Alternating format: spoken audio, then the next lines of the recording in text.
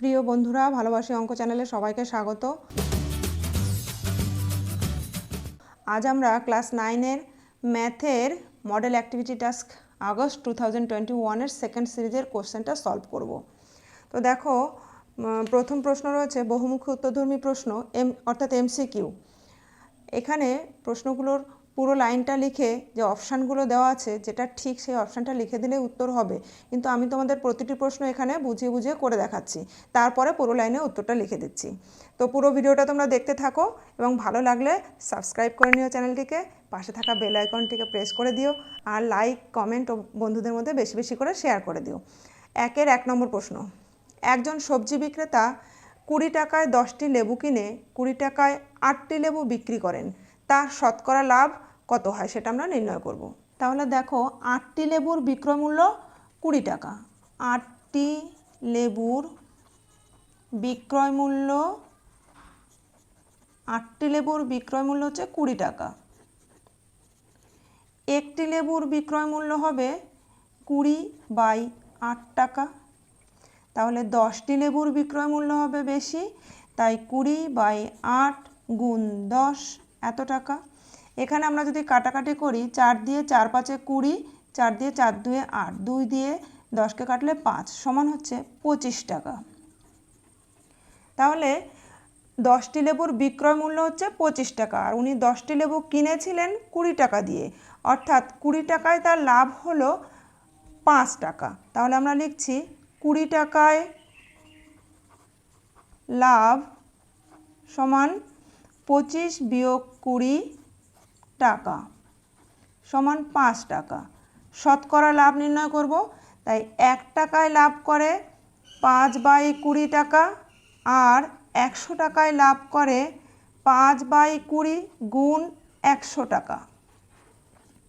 কাটাকাটি করলে দেখো, 0 0, 2 দিয়ে 5 2 10 সমান 25 টাকা, অর্থাৎ 100 টাকায় 25 টাকা লাভ করছে। তাহলে তার শতকরা লাভ, প্রশ্নে দেখো অপশানে দেওয়া আছে এতে রয়েছে 25, তাহলে তার শতকরা লাভ হয় 25 টাকা। শতকরা লাভ সমান 25 টাকা। অপশান এ উত্তর। 2 নম্বর প্রশ্ন দেখো, PQRS ট্রাপিজিয়ামের দুটি তির্যক বাহু PS এবং QR এর মধ্যবিন্দু যথাক্রমে X ও Y, তবে XY সমান, এদের অপশানগুলোর মধ্যে কোনটা ঠিক হবে সেটা দেখতে হবে। দেখো, half of PQ, half of RS, half of PQ plus RS, half of PQ minus RS দেওয়া আছে। আমি ছবিটাকে একটু দেখাই। দেখো, এটা যদি ট্রাপিজিয়ামটা হয় যেখানে PQRS, PQRS, তাহলে বলেছে ট্রাপিজিয়ামের তির্যক বাহু দুটো PS এবং QR, এদের মধ্যবিন্দু যথাক্রমে দেওয়া আছে X ও Y, এখানে X, এটা Y। এবার আমাদের বের করতে হবে XY, এই XY বাহুটা কোন বাহুর সমান হবে সেটা বের করতে হবে। তাহলে এখানে দেখো, PY যুক্ত করে আমরা বর্ধিত করলাম, PY যুক্ত করে বর্ধিত করে দিলাম, এবং SRকেও বর্ধিত করে দিলাম, যারা পরস্পরকে মনে করে G বিন্দুতে ছেদ করলো। এখন PQY আর GYR, এই দুটো ত্রিভুজের মধ্যে দেখো QY সমান YR, আর এই কোণটা আর এই কোণটা সমান, অর্থাৎ এই বাহুটা আর এই বাহুটা সমান, এই কোণটা আর এই কোণটা সমান।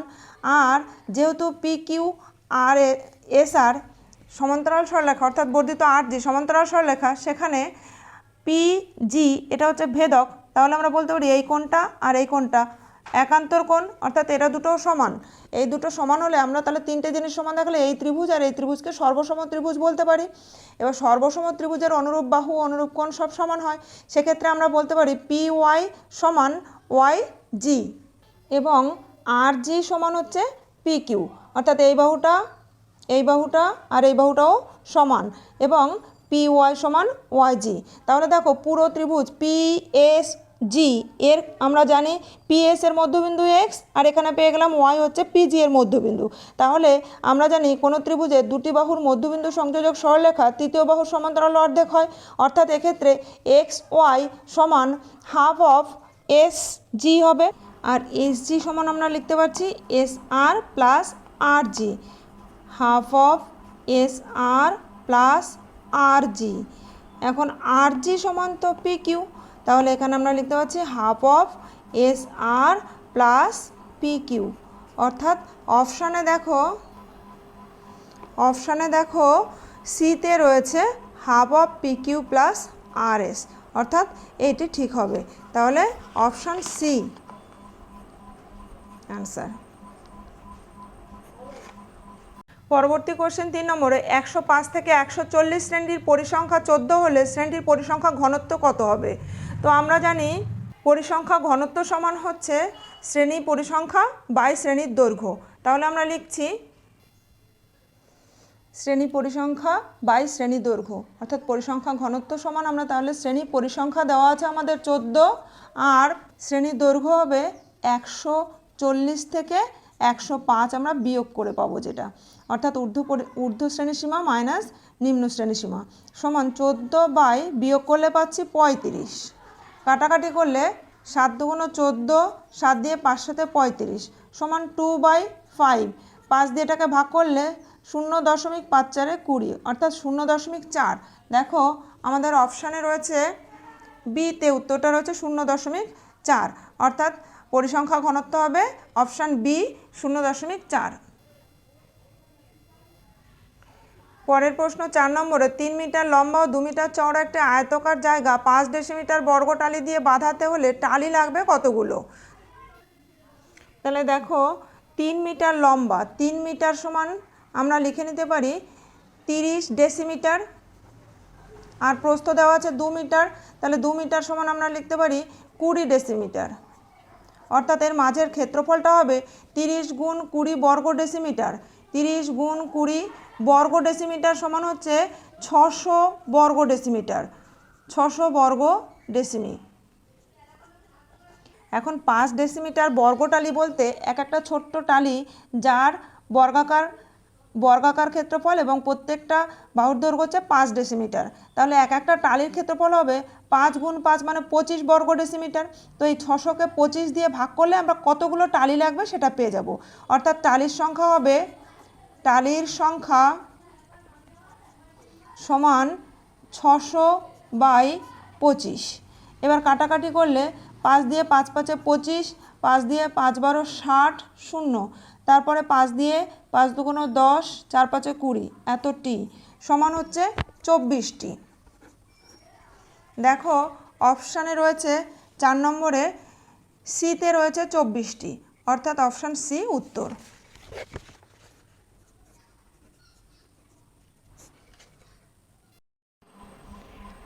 2 নম্বর প্রশ্নে দেখো সত্য অথবা মিথ্যা লেখো। 2-এর 1-এ এবিসি সমকোণী ত্রিভুজের বিএসি কোণ 90 ডিগ্রি এবং বিসি এর মধ্যবিন্দু ডি হলে এডি সমান হাফ অফ বিসি। তো আমরা দেখি এটা সত্য কিনা। ত্রিভুজটা এঁকে নিয়েছি, বিএসি কোণটা 90 ডিগ্রি আর বলে দেওয়া আছে বিসি এর মধ্যবিন্দু ডি। তো দেখো যদি আমরা এডিকে যুক্ত করি তাহলে আমাদের বলেছে এডি সমান হাফ অফ বিসি হবে, অর্থাৎ এডির দৈর্ঘ্য বিসি এর অর্ধেক হবে। তো ডি বিন্দু থেকে যদি আমরা এই এসি বাহুর উপর একটি লম্ব অঙ্কন করি তাহলে এই কোণটা হবে 90 ডিগ্রি, এটাও 90 ডিগ্রি, লম্ব এঁকেছি যেহেতু। তাহলে মনে করি ডিই লম্ব অঙ্কন করলাম। এখন ডিই আর বিএ এরা দুটোই এসি সরলরেখার উপর লম্ব, তাই বিএ আর ডিই এরা সমান্তরাল সরলরেখা। এখন ত্রিভুজ বিএসি এর বিসি বাহুর মধ্যবিন্দু ডি দিয়ে অঙ্কিত বি এর সমান্তরাল সরলরেখা আমরা জানি তৃতীয় বাহুকে সমান 2 ভাগে ভাগ করে, অর্থাৎ এই সমান ইসি। এখন ত্রিভুজ এডিই আর সিডিই এদের মধ্যে দেখো এই কোণটা সমান এই কোণটা 90 ডিগ্রি, ডিই সাধারণ বাহু, আর এখন দেখালাম এই সমান ইসি। 3টে জিনিস সমান হলে আমরা বলতে পারি ত্রিভুজ দুটো সর্বসম ত্রিভুজ।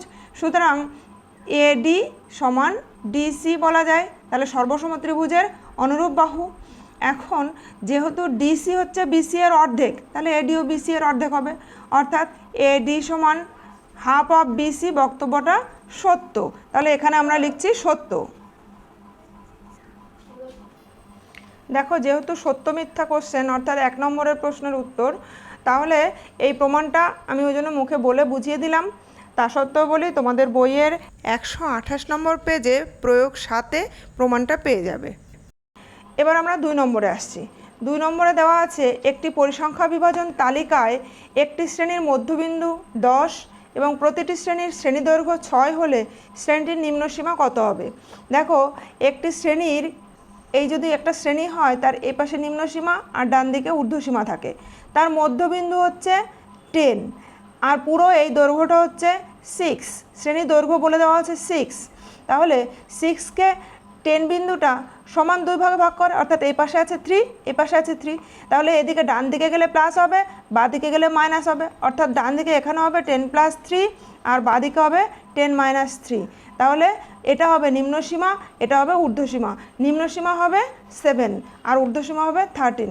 তো আমাদের চেয়েছে শ্রেণীটির নিম্নসীমা হবে 7, কিন্তু দেওয়া আছে 8, অতএব বক্তব্যটি মিথ্যা।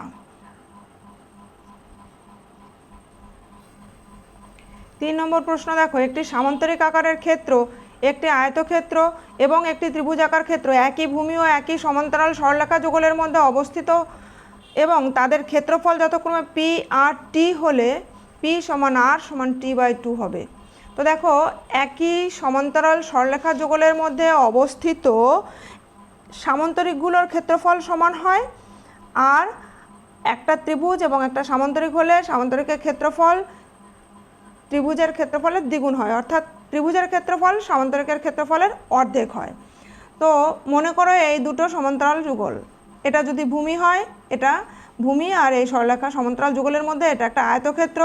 যদি একটা সামান্তরিক হয় এরকম এবং একটা ত্রিভুজ হয় এরকম, তাহলে সেক্ষেত্রে ত্রিভুজের ক্ষেত্রফল হবে এই সামান্তরিকের ক্ষেত্রফলেরও অর্ধেক আর আয়তক্ষেত্রের ক্ষেত্রফলেরও অর্ধেক, আর আয়তক্ষেত্র আর সামান্তরিকের ক্ষেত্রফল হবে সমান, অর্থাৎ এক্ষেত্রে আয়তক্ষেত্রের ক্ষেত্রফল দেওয়া আছে পি আর সামান্তরিকের ক্ষেত্রফল দেওয়া আছে আর, তাহলে পি আর আর এই দুটো সমান হবে, আর ত্রিভুজের ক্ষেত্রফল দেওয়া আছে টি, টি হবে এদের অর্ধেক, অর্থাৎ p/2 সমান টি বা r/2 সমান হচ্ছে টি, অর্থাৎ ত্রিভুজের ক্ষেত্রফলের দ্বিগুণ 2t করলে এদের সঙ্গে সমান হবে, অর্থাৎ এটা হবে সত্য। কিন্তু এখানে দেওয়া আছে p সমান r সমান t/2, অর্থাৎ ত্রিভুজের ক্ষেত্রফলের অর্ধেক তো সমান্তরিকের ক্ষেত্রফল হতে পারে না, অর্থাৎ এটা মিথ্যা। পরবর্তী প্রশ্ন দেখো, একটি সমবাহু ত্রিভুজের ক্ষেত্রফল ও উচ্চতার সংখ্যামান সমান হলে ত্রিভুজটির বাহুর দৈর্ঘ্য হবে 1 একক। তো সমবাহু ত্রিভুজের ক্ষেত্রফলের সূত্র আমরা জানি √3/4 বাহু স্কোয়ার। এখানে বাহুর সংখ্যামান যদি ধরি বাহুর সংখ্যামান এ, বাহুর সংখ্যামান সমান হচ্ছে এ, তাহলে দেখো ক্ষেত্রফলের সংখ্যামান হবে √3/4 a স্কোয়ার আর উচ্চতার সংখ্যামান হবে √3/2 a। বলে দিয়েছে ত্রিভুজের ক্ষেত্রফল আর উচ্চতার সংখ্যামান সমান, তাহলে এই দুটো যদি সমান হয়, ওপরে √3 কেটে যাচ্ছে, নিচে 2 দিয়ে 4কে কাটলে 2, তাহলে দেখতে পাচ্ছি আমরা a স্কোয়ার সমান 2a, বা একটা a কেটে গেলে a সমান থাকছে 2, অর্থাৎ বাহুর দৈর্ঘ্য হবে 2 একক, কিন্তু এখানে দেওয়া আছে 1 একক, অতএব বক্তব্যটি মিথ্যা। এবার 3 নম্বর প্রশ্ন, একটি ঘড়ি পরপর 10% ও 5% ছাড়ে বিক্রয় করা হলে সমতুল্য ছাড় কত হবে? সংক্ষিপ্ত উত্তরধর্মী প্রশ্ন। তাহলে একটি ঘড়ির 10% ও 5% ছাড়ে বিক্রয় করা হলে সমতুল্য ছাড় কত হবে? ধরি ঘড়িটির ধার্য মূল্য 100 টাকা, ধরি ঘড়িটির ধার্য মূল্য সমান 100 টাকা। তাহলে প্রথমে 10% ছাড়ে বিক্রয় করেছে, তখন 10% ছাড়ে বিক্রয় মূল্য হবে 10% ছাড়ে বিক্রয় মূল্য সমান 100 গুণ 10% ছাড়ে বিক্রয় করা মানে 90/100, 100 এত টাকা, অর্থাৎ 90 টাকা। 90 টাকা। এখন এই 90 টাকার ওপর আবার 5% ছাড়ে বিক্রয় করেছে, তাহলে আবার 5% ছাড়ে, আবার 5% ছাড় দিলে বিক্রয় মূল্য হবে 90 গুণ 5% ছাড় দিলে 95/100। তার মানে 0 0 কেটে যাচ্ছে, 5 দিয়ে 5 19 95, 5 2 10, তাহলে এত টাকা। সমান আমরা যদি গুণ করি 9 9 81 এর 1 হাতে থাকে 8, 9 আর 8 17/2 টাকা। 2 দিয়ে ভাগ করে দিলে 8 দুগুণ 16, 1 থাকে 11, 5 দুগুণ 10, 10.5 টাকা। তাহলে জিনিসটার ধার্য মূল্য ছিল, ঘড়িটার ধার্য মূল্য ছিল 100 টাকা, আর বিক্রি করছে দুবার ছাড় দেওয়ার পরে বিক্রি করছে 85.5 টাকা। তাহলে টোটাল ছাড় হলো কত? 100 বিয়োগ 85.5। সুতরাং সমতুল্য ছাড় সমান হচ্ছে 100 বিয়োগ 85.5 এত পার্সেন্ট, সমান হচ্ছে বিয়োগ করলে 5, এখানে 100.00 যদি লিখে নাও তাহলে তার থেকে 85.50 বিয়োগ করছি, 0 5 আছে 10 হবে 5, হাতে 1 থাকে, 5 আর 6 আছে 10 হবে 4, হাতে 1 থাকে, 8 আর 9 আছে, কত হলে 10 হবে 1, 14.5 সমান, তার মানে হচ্ছে 14.5%। এটাই উত্তর। 3-এর 2 নম্বর প্রশ্নে রয়েছে একটি বৃত্তের ব্যাসের দৈর্ঘ্য এবং একটি বর্গক্ষেত্রের বাহুর দৈর্ঘ্য সমান হলে তাদের পরিসীমার অনুপাত কত হবে? তাহলে ধরি একটি বৃত্তের ব্যাসের দৈর্ঘ্য সমান d একক। অতএব পরিধি হবে, বৃত্তটির পরিধি হবে πd একক, আর একটা বর্গক্ষেত্রের বাহুর দৈর্ঘ্য এই ব্যাসের দৈর্ঘ্যের সমান। অতএব বর্গক্ষেত্রের বাহুর দৈর্ঘ্য সমান d একক। তাহলে বর্গক্ষেত্রের পরিসীমার সূত্র হচ্ছে 4 × বাহুর দৈর্ঘ্য। অতএব বর্গক্ষেত্রের পরিসীমা সমান 4 × বাহুর দৈর্ঘ্য, অর্থাৎ 4 × d একক। বলেছে পরিসীমার অনুপাত বের করতে হবে, অতএব পরিধি আর বর্গক্ষেত্রের পরিসীমার অনুপাত। সুতরাং বৃত্তের পরিধি ইস্টু বর্গক্ষেত্রের পরিসীমা সমান πd = 4d। d কেটে গেল, পাইয়ের মান হচ্ছে 22/7 ইস্টু এখানে 4। এবার দেখো উভয় পাশে যদি আমরা 7 দিয়ে গুণ করি তাহলে 22/7 গুণ 7 ইস্টু 4 × 7, এখানে 7 7 কেটে যাচ্ছে, 22/28। এখানে 2 দিয়ে কাটাকাটি করলে 11, আর এটা হচ্ছে 2 × 2 4 2 8 14, তার মানে 11/14। এটাই নির্ণয় উত্তর।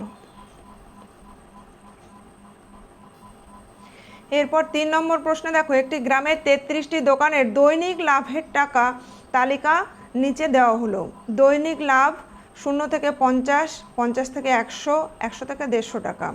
দোকানের সংখ্যা 8টি দোকান, 15টি দোকান, 10টি দোকান, অর্থাৎ 8টি দোকানে লাভ হয় 0 থেকে 50 টাকার মধ্যে, 15টি দোকানে লাভ হয় 50 থেকে 100 টাকার মধ্যে, আর 10টি দোকানে লাভ হয় 100 থেকে 150 টাকার মধ্যে।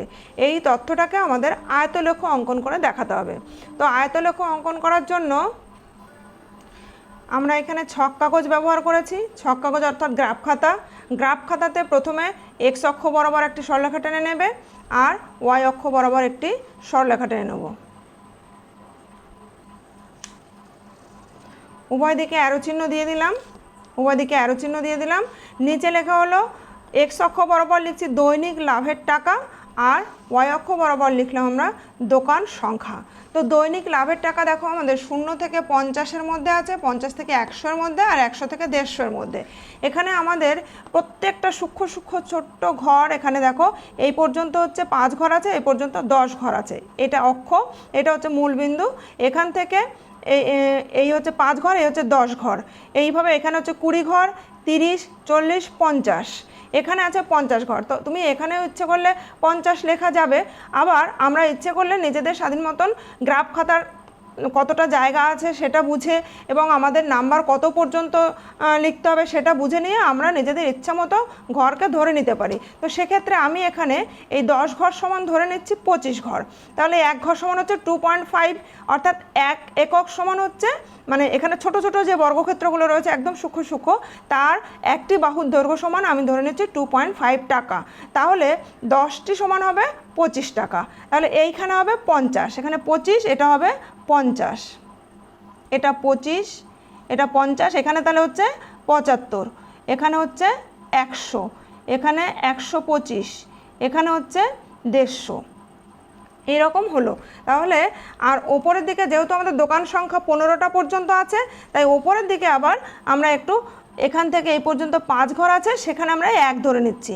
5 ঘর সমান 1, এখানে তাহলে হবে 2, এটা হচ্ছে 3, 4, 5, 6, 7, 8, 9, 10, 11, 12, 13, 14, 15, এই পর্যন্ত হলো আমাদের। এবার আমরা দেখো প্রথমে দেওয়া আছে ছকটায় 0 থেকে 50 টাকা লাভ করে 8টি দোকানে। তাহলে 8টি দোকানে 0 থেকে 50 টাকা, এই হচ্ছে 0 থেকে 50 টাকা, আর এই হচ্ছে 8টি দোকান। তাই আমরা এইভাবে 8-এর সোজা দাগ কেটে নিলাম, এইভাবে এখান থেকে এইটুকু দাগ কেটে নেব। অর্থাৎ এই যে অঞ্চলটা হলো, এই অঞ্চলটা হচ্ছে 0 থেকে 50 টাকা লাভ করছে দেখো 8টি দোকানে, এই যে হচ্ছে 8। পরবর্তী ছক হচ্ছে 50 থেকে 100 টাকা লাভ করে 15টি দোকান। তাহলে 50 থেকে 100 টাকা লাভ করে 15, এখানে 8-এর পরে এই হচ্ছে আমাদের 15, তাহলে এই পর্যন্ত দাগটাকে টেনে দেব। আর 100 থেকে এই পর্যন্ত টেনে নেব। এবার এইটুকু জুড়ে দিলে এটা হচ্ছে 50 থেকে 100 টাকা লাভ করছে 15টি দোকান। তাহলে এখানে আমরা এটা জাস্ট চিহ্নিত করার জন্য বোঝানোর সুবিধার্থে আমি এইভাবে দাগ কেটে দিচ্ছি। এই দাগগুলো না কাটলেও হবে বা অন্য কোনো চিহ্ন আঁকলেও হবে, কালারিং করে দিলেও হবে। এগুলোকে বোঝার সুবিধার্থে চিহ্নটাকে স্পষ্ট জায়গাটাকে দেখানোর জন্য এইভাবে দাগ কেটে দিলাম। এই হচ্ছে 50 থেকে 100, এই 50 থেকে 100 টাকা লাভ করে 15টি দোকান। পরবর্তী ছকে রয়েছে 100 থেকে 150 টাকা লাভ করে 10টি দোকান। তাহলে দেখো আমাদের 10 হচ্ছে এখানে, অর্থাৎ এখান থেকে আমরা 150 এই লাইন পর্যন্ত দাগ টেনে নেব। স্কেল দিয়ে এবার এখানটা জুড়ে দিচ্ছি। তাহলে এই অঞ্চলটা হচ্ছে 100 থেকে 150 টাকা লাভ করে 10টি দোকান। এখানে আবার আমরা এইভাবে দাগ কেটে দিচ্ছি।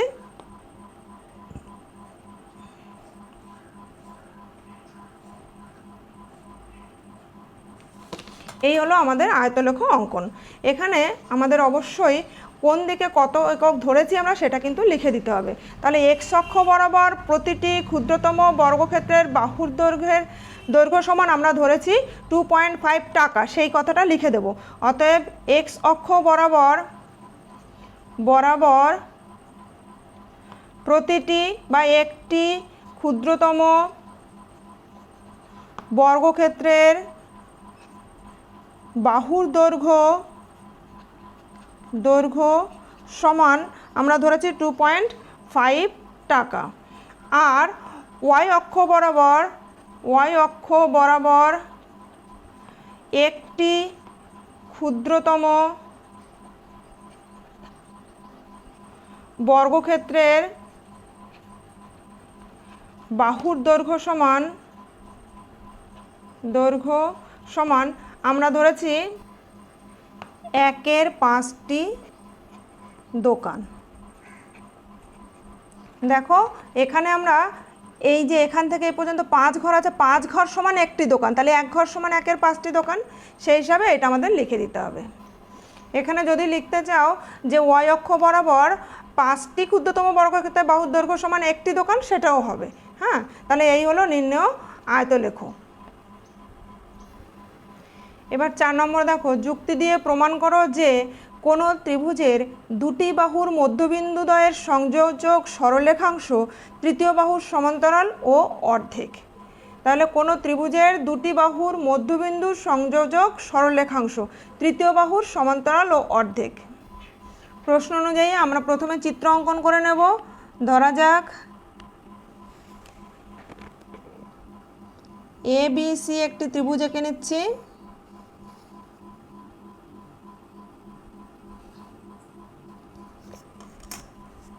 এ বি সি একটি ত্রিভুজ এঁকে নিলাম।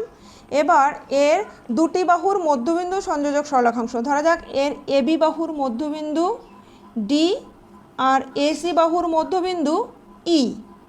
তাহলে ডিই সংযোজক সরলরেখাংশ, অর্থাৎ ডিইকে যুক্ত করা হলো।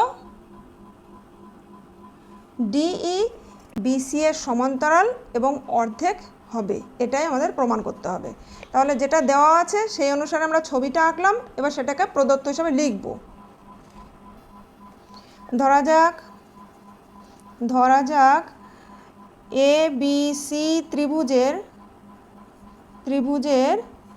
A B O A C বাহুর মধ্যবিন্দু যথাক্রমে ডি ও ই। ডিই যুক্ত করা হলো, ডিই যুক্ত করা হলো।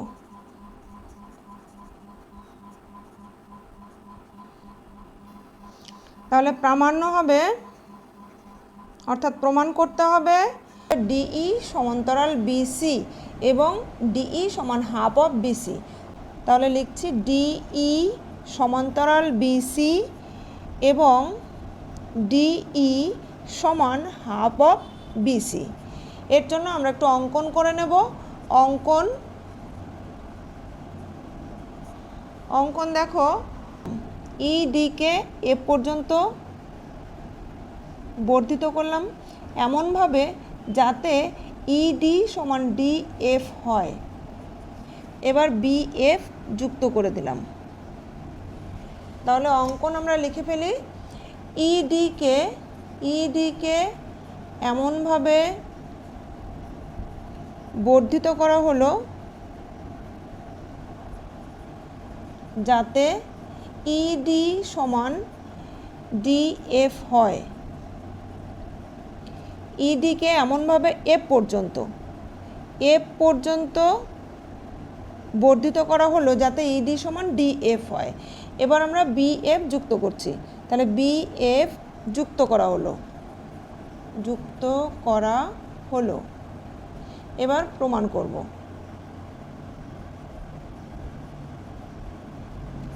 তাহলে দেখো, এই দুটো ত্রিভুজের মধ্যে ত্রিভুজ এডিই আর বিডিএফ, এই দুটোর মধ্যে এডি সমান বিডি প্রদত্ত অনুসারে, ইডি সমান ডিএফ অঙ্কন অনুসারে, আর এই কোণটা বিপ্রতীপ কোণ।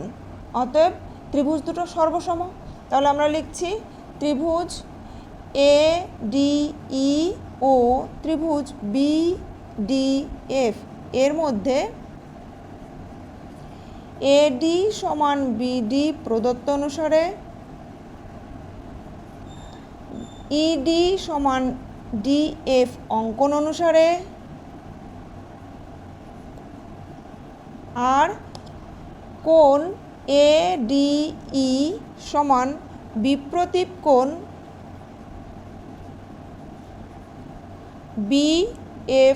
বিডিএফ। অতএব ত্রিভুজ এডিই সর্বসম ত্রিভুজ বিডিএফ। তো সর্বসম ত্রিভুজের অনুরূপ বাহু সমান হয়। অতএব আমরা বলতে পারি এফ বি সমান এই, কিন্তু ই তো এসি এর মধ্যবিন্দু, অর্থাৎ এই সমান ইসি। অতএব বলা যায় বিএফ সমান সিই। তাহলে লিখছি বিএফ সমান এই। সর্বসম ত্রিভুজের অনুরূপ বাহু। আবার দেওয়া আছে আমাদের প্রদত্ত অনুসারে এই সমান সিই, সুতরাং আমরা লিখতে পারি বিএফ সমান সিই, বিএফ সমান সিই। আবার দেখো সর্বসম ত্রিভুজের অনুরূপ কোণ অনুরূপ বাহু সব সমান হয়, তাহলে এক্ষেত্রে আমরা বলতে পারি কোণ ডিবিএফ সমান কোণ ডিএই, কিন্তু এরা কি একান্তর কোণ, যেহেতু বিএফ আর এইকে এবি ভেদ করায় এই কোণ দুটো উৎপন্ন হয়েছে, তাহলে একান্তর কোণ যদি সমান হয় তাহলে বলতে পারি আমরা বিএফ সমান্তরাল এই। তাহলে লিখি এবং কোণ ডিবিএফ সমান কোণ ডিএই, কিন্তু এরা একান্তর কোণ, কিন্তু এরা একান্তর কোণ, সুতরাং বলা যায় বিএফ সমান্তরাল এই, অর্থাৎ বিএফ সমান্তরাল সিই। তাহলে আমরা দেখলাম বিএফ সমান সিই, আবার বিএফ সমান্তরাল সিই, সুতরাং চতুর্ভুজ বিসিইএফ এর বিএফ সমান সিই আবার বিএফ সমান্তরাল সিই, অর্থাৎ একজোড়া বিপরীত বাহু সমান ও সমান্তরাল, তাই বলা যায় বিসিইএফ একটি সামান্তরিক। তাহলে আমরা লিখছি সুতরাং চতুর্ভুজ বিসিইএফ একটি সামান্তরিক।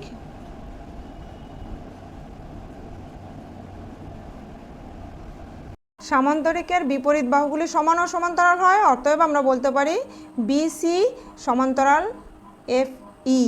সুতরাং বিসি সমান্তরাল এফ ই, অর্থাৎ বিসি সমান্তরাল ডিই। এটা আমাদের প্রথম প্রমাণ ছিল যে ডিই সমান্তরাল বিসি, তাহলে এটা 1 নম্বর প্রমাণিত হলো, প্রমাণিত। আর বিপরীত বাহু সমানও হয়, তাহলে আমরা লিখতে পারি এফ ই সমান বিসি বা এফ ই সমান বিসি, বা আমরা লিখতে পাচ্ছি এফ ইকে আমরা লিখতে পাচ্ছি এফ ডি প্লাস ডিই সমান হচ্ছে বিসি, বা এফ ডি হচ্ছে তো ডিইরই সমান, তাহলে এখানে লিখতে পারি ডিই প্লাস ডিই সমান বিসি, বা 2ডিই সমান বিসি, বা আমরা লিখতে পারি ডিই সমান হাফ অফ বিসি। এটা প্রমাণিত।